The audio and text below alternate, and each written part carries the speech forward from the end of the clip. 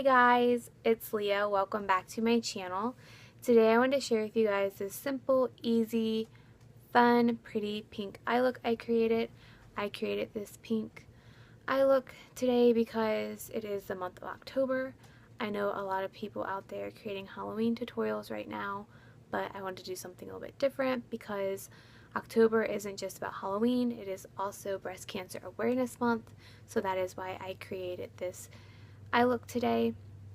I also created this eye look because my mom was recently diagnosed in May of this year with breast cancer, and she's undergoing treatments right now, so I wanted to do this as a little bit of a tribute to her, and to all the other fighters and to all the survivors, etc. out there. A little side note for breast cancer awareness: 1 in 8 women will be diagnosed with breast cancer in their lifetime. So this is why it is so important for all of us ladies to keep up with our health screenings, keep up with our doctor's appointments, and to go see our doctor for even the least bit concerning thing. It is always better to be safer than sorry.